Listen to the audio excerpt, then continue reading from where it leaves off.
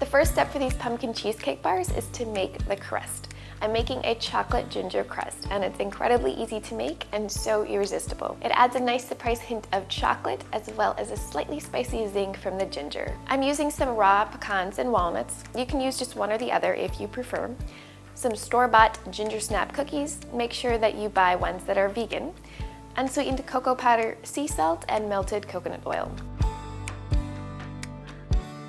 While the motor of your food processor is running, stream in the coconut oil. That's what will bind this crust together. You're looking for a slightly sticky but not wet texture that you can press together with your fingers. To prevent the bars from sticking, I'm lining the baking pan with some parchment paper, and you'll just press the crust into the bottom of the pan, flattening it out with your fingers or with a flat-bottomed glass. Now for the cheesecake filling. There are 3 key ingredients to achieving that really creamy texture associated with cheesecake. First is coconut cream, which is the solid white portion you'll find in a can of full-fat coconut milk. And you'll need to refrigerate the can of coconut milk for about 24 hours or more to get it to solidify. Unless your kitchen is really cold, it might solidify on its own.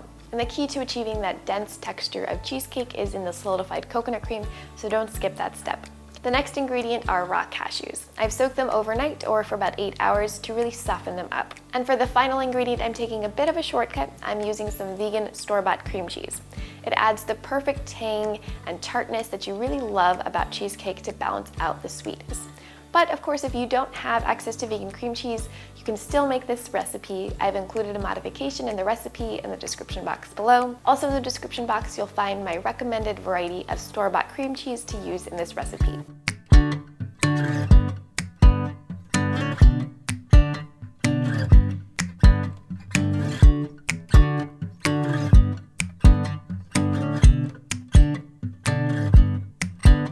The remaining ingredients for the filling are maple syrup for some sweetness, lemon juice for that tart tanginess, coconut oil, arrowroot powder to help the cheesecake set and firm up, and vanilla extract.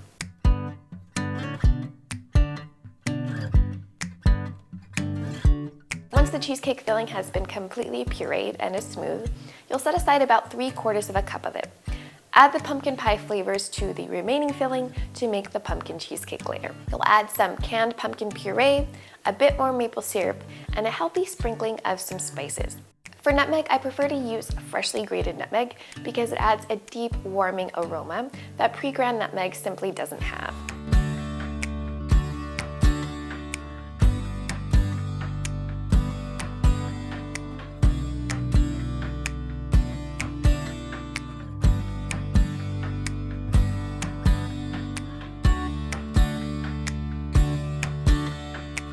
Once the pumpkin cheesecake filling is completely smooth, pour it on top of the crust.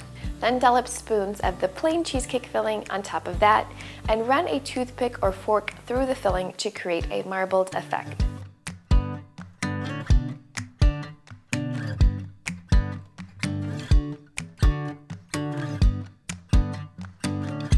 You'll bake the pumpkin cheesecake in a preheated oven at 350 degrees Fahrenheit or about 175 degrees Celsius for 40 to 15 minutes until the edges are just starting to slightly dry out and the center is a little jiggly but not wiggly. Let the bars cool slightly and then refrigerate them for at least 4 hours or overnight before serving them.